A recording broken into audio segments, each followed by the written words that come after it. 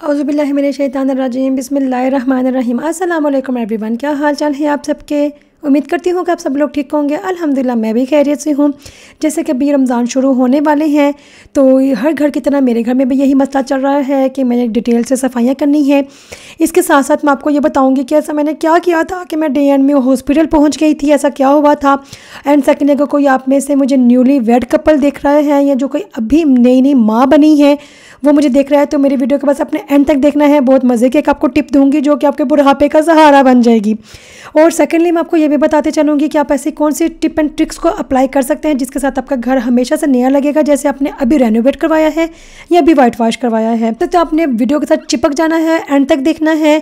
और मैं आपसे ये ज़रूर शेयर करूँगी कि ऐसा कौन सा रीज़न है, ऐसा कौन सा वैलिड पॉइंट है जिसके साथ मुझे इंडिया पाकिस्तान के लोगों से बहुत ही जेलसी फील होती है। इसके अलावा हालांकि ये बात भी है कि हम देसियों का जो मसला है ना, एक बहुत ही इंपॉर्टेंट मसला है जो हमारे हर एक के घर में ये चल रहा होता है। इवन मेरे अम्मी के पास भी होता था, मेरी नानू अम्मी के साथ भी होता था, मेरी पुप्पो के पास, मेरी दादी के पास, हर एक के साथ होता है। वो क्या है वो आपको मैं ज़रूर बताती चलूँगी, लेकिन इसके लिए बहुत इंपॉर्टेंट है कि आपने मेरे चैनल को सब्सक्राइब करना है ताकि आने वाले कंटेंट भी आपको मिलते रहें और वीडियो के अंत तक देखना है।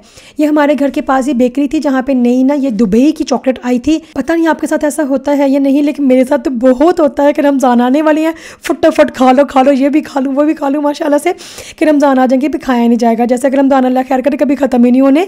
लेकिन हमारे घर के पास एक नई बेकरी है, वहाँ पे ये दुबई की नई चॉकलेट आई थी, मुझे बड़ा ही मज़े का लगा। हालांकि मैं घर में भी बना सकती थी लेकिन मेरे घर में इस तरह की पिस्ते पुस्ते वाली चीज़ें किसी ने खानी नहीं है, इसलिए मैंने बेकरी से ला के तो खा लिया। या किस तरह से टाइम टेबल बना सकती हैं और ऐसे क्या क्या टिप्स होंगे जिसके साथ आप अपने घर को जब अप्लाई करेंगे और वो बहुत ही ज़्यादा हमेशा से नीट नज़र आता रहेगा। सबसे इंपॉर्टेंट बात मैं हमेशा ये कहती हूँ, दोबारा ये कहती चलूँगी कि जब भी आप कोई काम करते हैं उसको कल पे ना डालें। वैसे तो ये बात भी है, कल किसी ने देखा नहीं है, जो है आज है, प्रेजेंट में है और यही है।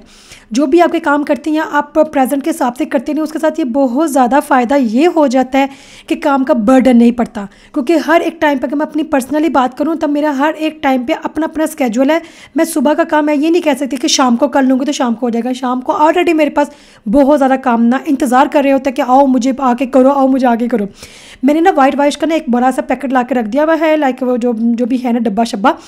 मैं क्या करती हूँ, ज़रा से मुझे फील होता है ना कि मेरी जो दीवारें हैं गंदी गंदी लग रही हैं, मैली मैली लग रही हैं, मैं पकड़ती हूँ, नीचे एक बड़ा सा शॉपर बैग बिछा देती हूँ और मेरे पास एक छोटा सा ब्रश पड़ा हुआ है जिसको मैं बार बार धोती रहती हूँ, साफ़ करके रखती रहती हूँ। जैसे मुझे लगता है कोई ऐसा पार्ट है जो गंदा लग रहा है या फिर कोई बच्चों ने पेंटिंग कर दी है, हालांकि ऐसा कुछ करते नहीं है, लेकिन फिर भी ना वक्त के साथ साथ ना गंदगी के साथ साथ या फिर मिट्टी के साथ साथ या कुछ भी जब इंसान जहाँ पर रहता है ना तो वह ऑटोमेटिकली दीवारें गंदी हो ही जाती हैं। जब आप बार बार बटन को ऑन करेंगे ऑफ करेंगे तो ऑफकोर्स उसके ऊपर ना अजीब से ना मट्टी मट्टी वाले ना निशान पड़ जाते हैं।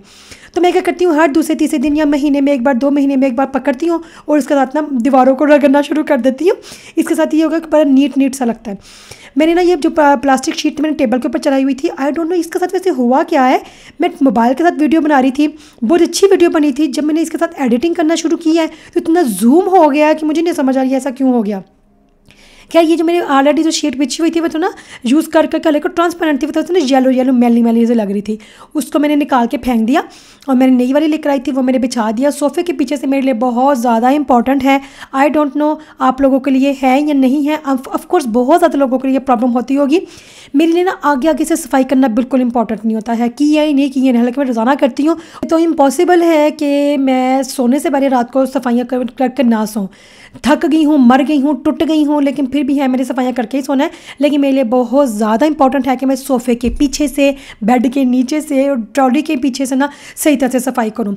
मैंने क्या किया, मैंने ना सिर्फ ना ड्राइंग रूम में जो है ना, मैं जिसको फ्रेंच में कहते हैं सालों, उसके नीचे टैपिश बिछाया हुआ, टैपिश लाइक कॉर्पेट बिछाया हुआ है, उसको मैंने उठा लिया। हालांकि मैं बाकायदगी से उसको उठा के सफाई करती रहती हूँ, फिर भी ना जब हम बच्चे वाले होता है ना घर, तो वो मट्टी शट्टी कुछ ना कुछ ऐसा लग ही जाता है। तो मैंने टैपिश उठा दिया, टैपिश लाइक कॉर्पेट, उसको उठा के अच्छी तरह से नीचे से कपड़ा मार दिया, वैक्यूम लगाया, वैक्यूम लगाने के बाद दोबारा से मैंने कॉर्पेट बिछा दिया, जो कि मेरे से थोड़ा सा सही नहीं बिछा था। अभी ये कि हम आहिस्ता आहिस्ता यूज़ करते रहेंगे ना तो खुद ब खुद अपनी जगह पे सेट हो जाएगा। अदरवाइज थोड़ा सा इधर उधर हो गया था और मैंने अपने हस्बैंड की मदद मांगी, प्लीज़ आके मेरी थोड़ी सी मदद कर दें। उन्होंने मेरी पिद्दी सी मदद की थी, मुझे गुस्सा दे रहे थे, क्या गंद डाल के रख दिया है, ये कर दिया वो कर दिया, पूरा कॉर्पेट ख़राब कर दिया।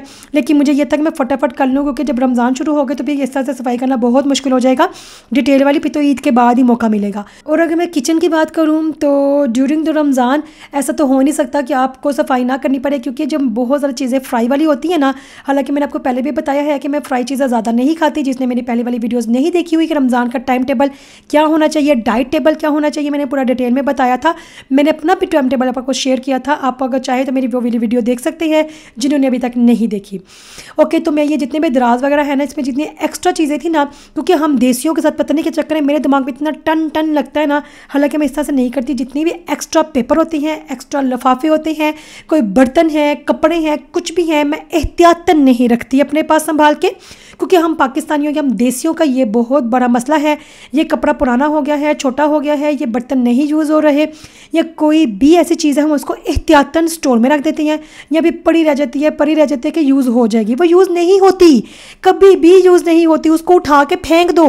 ये सिर्फ आपके घर को, आपके अलमारियों को, आपके शेल्फों को सिर्फ भर रहा है और बर्डन पड़ता जा रहा है। क्योंकि जब हमारे घर, मैं अगर यहाँ की बात करूँ, यहाँ पे घर बहुत छोटे छोटे होती हैं, तो हमारे पास स्टोर रूम तो है, लेकिन स्टोर में रूम में ऑलरेडी चीज़ें रखने के लिए इतना सामान पड़ा होता है कि हम इस तरह की एक्स्ट्रा चीज़ें या एहतियातन वाली चीज़ें रखने का बिल्कुल भी जगह नहीं होती। वैसे भी मैंने आपको ऑलरेडी शेयर कर चुकी हूँ, यहाँ पे ना जगह जगह डब्बे लगे होते हैं, बड़े बड़े बॉक्स लगे होते हैं। हमारे पास जो एक्स्ट्रा कपड़े होते हैं ना, हम उधर डाल के आ जाते हैं, तो वो जितने नीडी पर्सन्स होती हैं तो उनको जाके वो दे देती हैं। ओके, तो जहाँ तक ये बात है कि मैं हॉस्पिटल क्यों पहुँच गई थी, वैसे तो मैं ये बताती चलूँ, इन दिनों में ना मुझे पाकिस्तान, इंडिया और हर वो ममालिक इतना याद आता है, मैं उनसे इतना जेलस होती हूँ जिनके पास ना कोई हेल्पर मिल जाती है। अगर हेल्पर ना भी मिले तो हम सब लोग ना बहन भाई सब मिलके, या फिर जितनी भी भाभियाँ, कोई भी ऐसे रिलेटिव्स होती हैं, कज़न्स होती हैं, वो आपस में मिल जाती हैं और मिलके ना तो आपकी मदद कर देती हैं। मदद किस तरह से हो जाती है कि कोई ना कोई दावतें हो गई हैं, या फिर सफाइयाँ करनी है, कुछ भी, या 2-3 लोग मिलके ना तो काम करती रहती हैं, बातें करती हैं, गॉसिप करती हैं, मज़ा आता है। फिल्में शिल्में, गाने शाने सुनते सुनते ना काम हो भी जाता है। लेकिन मेरे साथ ऐसा कुछ भी नहीं होता, सब कुछ मुझे खुद ही करना पड़ता है। और मुझे ना गुस्सा भी आ रहा होता है, कुछ कुछ कामों पे मैं अपने बच्चों का भी ऐड करती हूँ, लेकिन उनकी ना, जब मैं उन बच्चों को ऐड करती हूँ, उनके साथ ना काम कम होता है, लड़ाइयाँ ज़्यादा होती हैं। ये मैंने पकड़ना था, ये बकवास वाला काम है, ये मैंने नहीं करना, इस काम में मैं बोर हो रहा हूँ, मैंने ये वाला, ये हम स्पेशली जो पुछ पुछ वाला काम होता है ना, ये स्प्रे करने वाला, ये तो मेरे बच्चों को बहुत पसंद है। उन्होंने कुछ सफाई नहीं करनी, बस पुछ पुछ करना होता है। खैर, ये यहाँ तक सारी बात थी। आगे आगे देखते रहिएगा मैं किस किस तरह से अपनी चीज़ें वगैरह फिंगर टिप्स पे रख रही हूँ।